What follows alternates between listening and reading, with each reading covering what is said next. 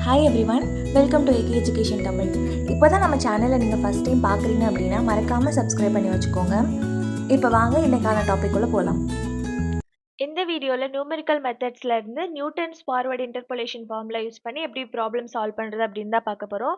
So இன்னைக்கு ஒரு example problem கொண்டு வந்திருக்கு. என்னன்னு பாருங்க. Function f of x is given by the following table and find f of 0.2 by suitable formula அப்படின்னு சொல்லி கொடுத்துருக்காங்க. ஸோ நமக்கு ஒரு டேபிள் கொடுத்துருக்காங்க. இந்த டேபிள் வச்சு நம்ம ஃபர்ஸ்ட் டிஃபரன்ஸ் டேபிள் ட்ரா பண்ணணும். அந்த டிஃபரன்ஸ் டேபிள்ல இருந்து Newton's forward interpolation formula use பண்ணி நம்ம இந்த வேல்யூவை ஃபைண்ட் பண்ணணும். ஓகேவா? ஸோ ஃபர்ஸ்ட் இந்த கிவனுக்கு நம்ம என்ன பண்ணிக்கலாம் அப்படின்னா டிஃபரன்ஸ் டேபிளை ட்ரா பண்ணிக்கலாம். ஸோ இங்கே பாருங்க, ஃபர்ஸ்ட் எக்ஸோட ரோ கொடுத்துருக்காங்களே, ஸோ அதுக்கு ஒரு காலம் ட்ரா பண்ணிக்கலாம் எக்ஸை, அண்ட் ஒய்யோட ரோக்கு இன்னொரு ஒய் காலம் அப்படின்றது ட்ரா பண்ணிக்கலாம். ஸோ இதில் இருக்க வேல்யூஸ் எல்லாம் ஃபர்ஸ்ட் அப்படியே எடுத்து எழுதிக்கலாம். ஸோ எக்ஸுக்கு என்னென்ன கொடுத்துருக்காங்க, 0 1 2 3 4 5 6ன்னு கொடுத்துருக்காங்களா, ஸோ அதெல்லாத்தையும் அப்படியே இங்கே எடுத்து எழுதிக்கிறோம். 0 1 2 3 4 5 அண்ட் 6. ஓகேவா? ஸோ இதுக்கப்புறமா ஒய்க்கு கொடுத்துருக்க வேல்யூஸையும் அதுக்கு நேராக கரஸ்பாண்டிங்காக எழுதிக்கலாம். 176 185 194 203 and 212 220 and லாஸ்ட்டாக 229. ஸோ இது எழுதுனதுக்கப்புறம் ஃபர்ஸ்ட் நம்ம என்ன பண்ணணும்னா ஃபர்ஸ்ட் டிஃபரன்ஸ் கண்டுபிடிக்கணும், அதாவது டெல்டா ஒய் கண்டுபிடிக்கணும். ஓகேவா? ஸோ டெல்டா ஒய் அப்படின்றது ஒன்றும் கிடையாது. இந்த வேல்யூஸ் இருக்குல்ல, இப்போ நான் ஃபர்ஸ்ட் ரெண்டு வேல்யூஸை எடுத்துக்கிறேன். ஸோ ஃபர்ஸ்ட் ரெண்டு வேல்யூஸில் செகண்ட் வேல்யூலேருந்து கீழே இருக்கிற வேல்யூலேருந்து மேலே இருக்கிற வேல்யூவை சப்ராக்ட் பண்ணி எழுதுறது இந்த சென்டரில் நம்ம எழுதுவோம். அதுதான் இந்த டெல் ஒயில் நம்ம எழுதுவோம். ஸோ பாருங்கள், செகண்ட் இருக்கிற வேல்யூ என்ன 185. ஸோ 185லேருந்து 176 சப்ராக்ட் பண்ணிங்க அப்படின்னா உங்களுக்கு என்ன கிடைக்கும்? 9 கிடைக்குமா? ஸோ இப்போ அந்த 9 இது ரெண்டுக்கும் பிட்வீனில், இது ரெண்டுக்கும் மிடில் நம்ம இங்கே எழுதிக்கிறோம். ஓகேவா? ஸோ 9 வந்து இது ரெண்டுத்துக்கும் மிடில் இந்த இடத்துல இருக்கணும். ஓகே, அண்ட் அதே மாதிரி நெக்ஸ்ட், ஸோ இந்த செகண்ட்ல இருந்து 1 இருக்கு இல்லையா, ஸோ இந்த இன்டர்வெல்ல நம்ம சப்ராக்ட் பண்ணி எழுதுறோம். சப்ராக்ட் பண்ணி எழுதணும்னா என்ன கிடைக்கும்? ஸோ 194 மைனஸ் 181 சப்ராக்ட் பண்ணோம்னா நமக்கு அகெயின் 9 கிடைக்கும். ஸோ அந்த 9 இது ரெண்டுத்துக்கும் பிட்வீன்ல இங்கே எழுதிக்கலாம். ஓகேவா? அடுத்து தேர்ட் பேர் எடுத்துக்கோங்க. 203 194 இருக்கு. ஸோ 203லேருந்து 194 சப்ராக்ட் பண்ணிங்கன்னா அகெயின் உங்களுக்கு 9 தான் கிடைக்கும். ஸோ அந்த 9 நம்ம இது ரெண்டுத்துக்கும் பிட்வீனில் எழுதிக்கலாம். அண்ட் 3 and 4 இருக்குல்ல, ஸோ இது ரெண்டுத்தையும் எடுத்துக்கோங்க. 203 இருக்குது, இங்கே 212 இருக்குது. அப்போ 212 மைனஸ் 203 உங்களுக்கு என்ன கிடைக்கும்னா 9 கிடைக்கும். ஸோ அந்த 9 இது ரெண்டுத்துக்கும் நடுவில் எழுதிக்கலாம். ஸோ இப்போ 220 இருக்குது, இங்கே 212 இருக்குது. ஸோ இது ரெண்டையும் சப்ராக்ட் பண்ணோம் அப்படின்னா 220 மைனஸ் 212 உங்களுக்கு 8 கிடைக்கும். ஸோ அந்த 8 இது ரெண்டுக்கும் பிட்வீனில் இந்த இடத்துல எழுதிக்கலாம். ஓகேவா? அண்ட் லாஸ்ட்டாக இங்கே 229 அதுக்கு மேலே 220 இருக்கா, சப்ராக்ட் பண்ணி எழுதுறீங்கன்னா உங்களுக்கு 9 கிடைக்கும். அது ரெண்டுத்துக்கும் நடுவில் பிட்வீனில் எழுதிக்கலாம். ஓகேவா? ஓகே, இப்போ ஃபர்ஸ்ட் டிஃபரன்ஸ் ஃபைன் பண்ணிட்டோம். இப்போ என்ன பண்ணோம் அப்படின்னா செகண்ட் டிஃபரன்ஸ், அதாவது டெல் ஸ்கொயர் ஒய் கண்டுபிடிக்கணும். So del square y same method தான். ஸோ இப்போ இந்த ரெண்டு வேல்யூ எடுத்தீங்க அப்படின்னா இது ரெண்டுத்துக்கும் இருக்கிற டிஃபரன்ஸ் எடுத்து இதுக்கு பிட்வீனில் எழுதணும், அவ்வளோதான். ஓகேவா? ஸோ பாருங்க, 9 இருக்குது. ஸோ 9 மைனஸ் 9 உங்களுக்கு 0 கிடைக்கும். ஸோ 0வை இது ரெண்டுக்கும் பிட்வீனில் இந்த இடத்துல நோட் பண்ணிக்கலாம். ஓகேவா? அடுத்ததுலேயும் 9 மைனஸ் 9 நமக்கு 0 கிடைக்கும். அண்ட் இங்கே பார்த்தீங்கன்னா 9 மைனஸ் 9 உங்களுக்கு 0 கிடைக்கும். அண்ட் 8 மைனஸ் 9 பார்த்தீங்கன்னா உங்களுக்கு -1 கிடைக்கும். அண்ட் 9 மைனஸ் 8 உங்களுக்கு +1 கிடைக்கும். ஓகே, ஸோ இப்போ next derivation del cube y. Okay, so del cube y same method தான் இங்கே யூஸ் பண்ணுவோம். ஸோ 0 மைனஸ் 0 உங்களுக்கு 0 கிடைக்கும். அண்ட் 0 மைனஸ் 0 0 -1 மைனஸ் 0 உங்களுக்கு -1 கிடைக்கும்.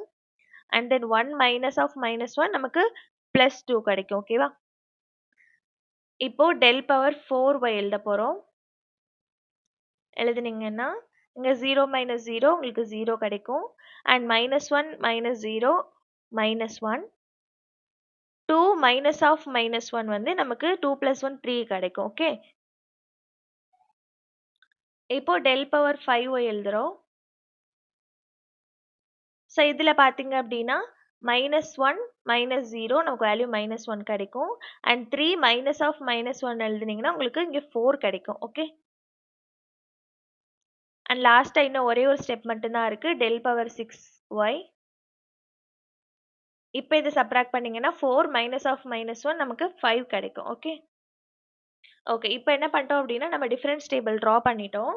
அண்ட் இது வந்து ஒரு ஃபார்வர்ட் இன்டர்போலேஷன் ஃபார்முலா. அதாவது ஃபார்வர்ட் ஃபார்முலா. ஃபார்வர்ட் ஃபார்முலா அப்டின்றதுனால நம்ம மேல இருக்கிற இந்த வேல்யூஸ மட்டும் நம்ம செலக்ட் பண்ணிட்டா போதும். ஓகேவா? சப்போஸ் இது ஒரு பேக்வர்ட் ஃபார்முலாவா இருந்துச்சு அப்டின்னா, நம்ம இந்த லாஸ்ட் 6 இருக்கு இல்லையா? ஸோ இந்த ரோவ நம்ம செலக்ட் பண்ணுவோம். ஓகே. ஸோ இது வந்து ஒரு ஃபார்வர்ட் ஃபார்முலா அப்டின்றதுனால நம்ம மேல இருக்கிறத மட்டும் செலக்ட் பண்றோம். ஓகேவா? ஸோ இப்ப நம்ம நியூட்டன்ஸ் ஃபார்வர்ட் ஃபார்முலாவ எழுதலாம். ஸோ நியூட்டன்ஸ் ஃபார்முலா என்னன்னு பார்த்தீங்கன்னா, yp equal to y naught plus p into delta y naught plus p into p minus 1 divided by 2 factorial into del square y naught. அப்போ அடுத்த term என்ன வரும் நமக்கு? இங்கே வந்து ஒரு டேர்மா இங்கே குறைஞ்சிட்டே வருது கரெக்டாக. ஸோ p இங்கே இருந்தது, அடுத்து p இன்டூ p மைனஸ் 1. அப்போ நெக்ஸ்ட்டில் கண்டிப்பாக p into p minus 1 and p minus 2 இருக்கும். அண்ட் டிவைடட் பை இங்கே 1 ஃபேக்டோரியல் 2 ஃபேக்டோரியல், அப்போ இந்த இடத்துல கண்டிப்பாக 3 ஃபேக்டோரியல் இருக்கும். அண்ட் இந்த டெல்லுமே என்ன ஆகுது? இன்க்ரீஸ் ஆகிட்டே போகுது. அப்போ இந்த இடத்துல டெல் கியூப் ஒய் நாட் இருக்கும். ஓகேவா? ஸோ இந்த மாதிரி போயிட்டே இருக்கும். அண்ட் லாஸ்ட் டேர்ம் எப்படி இருக்கும்னா p into p minus 1 up to p minus n minus 1 divided by n factorial and del power n y naught இருக்கும். ஸோ இந்த ஃபார்முலா மட்டும் நீங்கள் ரிமெம்பர் பண்ணிட்டாலே போதும். எந்த ப்ராப்ளம் கொடுத்தாலும் உங்களால் ஈஸியாக சால்வ் பண்ண முடியும். ஸோ இந்த ஃபார்முலாவை நோட் பண்ணி வச்சுக்கோங்க. ஓகேவா? ஸோ இப்போ நம்ம செலக்ட் பண்ணோம் இல்லையா, அந்த ப்ளூ கலரில் நம்ம மேலே ஒரு டிஃபரன்ஸ் டேபிளை செலக்ட் பண்ணியிருக்கோம்ல, ஸோ அதை யூஸ் பண்ணி தான் இந்த ஃபார்முலாவில் நம்ம சப்ஸ்டியூட் பண்ண போகிறோம். ஓகே. ஸோ இதில் p அப்படின்றது என்ன அப்படின்னா,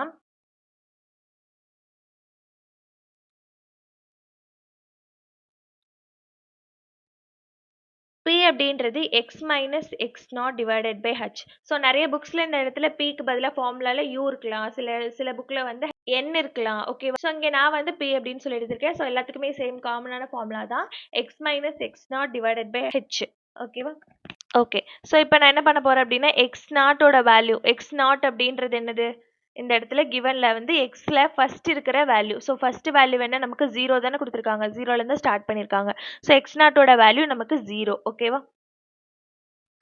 ஸோ எக்ஸ் நாட்டோட வேல்யூ 0 அண்ட் ஹெச்சோட வேல்யூ, ஹெச் அப்படின்றது ஹைட் அப்படின்னா இந்த இடத்துல உங்களுக்கு கொடுத்துருக்காங்க இல்லையா எக்ஸோட வேல்யூ. ஸோ இந்த எக்ஸோட வேல்யூக்கும் நெக்ஸ்ட் இருக்கிற வேல்யூக்கு எவ்வளோ டிஃப்ரென்ஸ் இருக்குது அப்படி தான் பார்க்குறோம். இப்போ 0 1 2 3 4 என்ன ஆகுது? ஒரு ஸ்டெப்பாக தான் இன்க்ரீஸ் ஆகுது. சப்போஸ் 2 4 8 அப்படி கொடுத்தாங்கன்னா ரெண்டு ஸ்டெப்பாக நமக்கு இன்க்ரீஸ் ஆகிருக்கும்.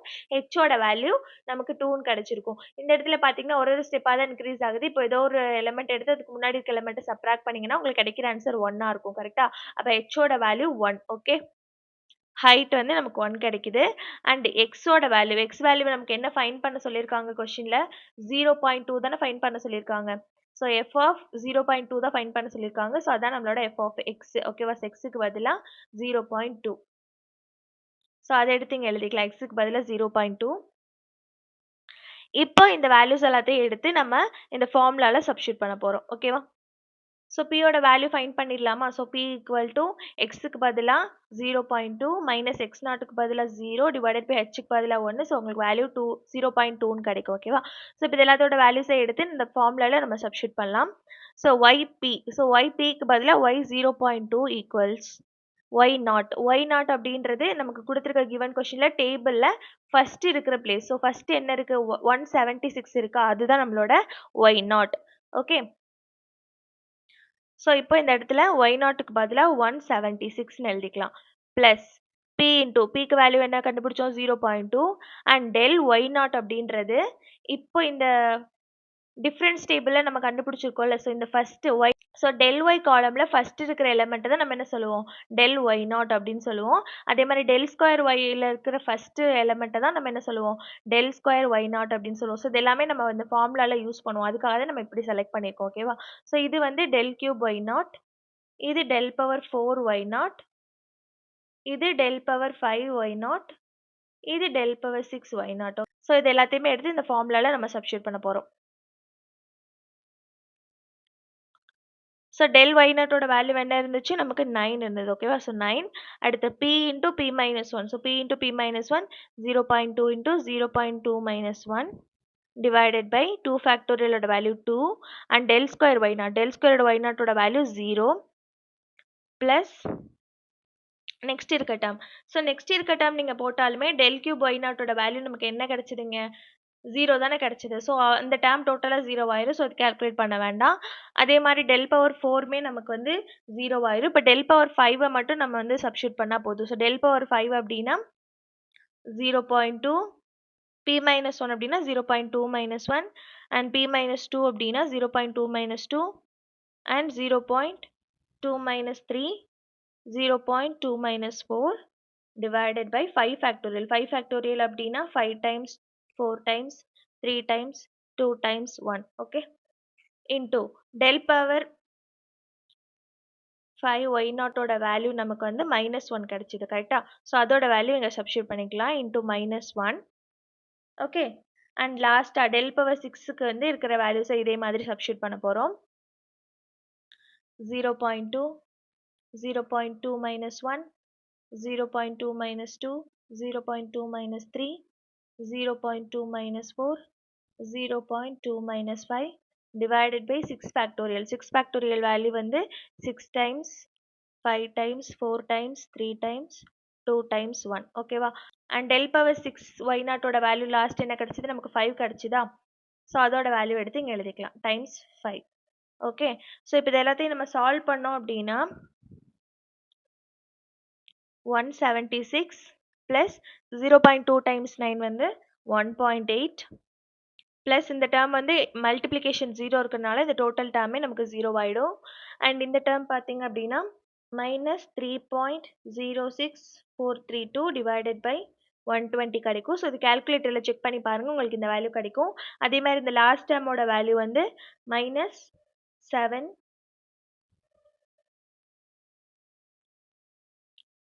73.5437 divided by 6 factorial வேல்யூ 720. ஓகேவா? ஸோ இப்போ இது எல்லாத்தையும் நீங்கள் சால்வ் பண்ணிங்கன்னா உங்களுக்கு கிடைக்கிற வேல்யூ 177.6724. ஸோ y 0.2 ஓட வேல்யூ 177.6724. ஓகேவா? ஹென்ஸ் f of 0.2 ஓட வேல்யூ 177.6724. இதுதான் நமக்கான சொல்யூஷன். ஓகேவா? ஐ ஹோப் இந்த வீடியோ உங்களுக்கு ஹெல்ப்ஃபுல்லாக இருக்கும்னு நினைக்கிறேன். அப்படி ஹெல்ப்ஃபுல்லாக இருந்துச்சு அப்படின்னா மறக்காமல் நம்ம சேனலை சப்ஸ்கிரைப் பண்ணிக்கோங்க. அண்ட் நியூமரிக்கல் மெத்தடோட பிளேலிஸ்ட் லிங்கையும் நான் டிஸ்கிரிப்ஷனில் கொடுக்குறேன். மறக்காமல் அதையும் செக் பண்ணிக்கோங்க. அண்ட் உங்கள் ஃப்ரெண்ட்ஸ்க்கும் இந்த வீடியோவை ஷேர் பண்ணிடுங்க. தேங்க்ஸ் ஃபார் வாட்சிங்.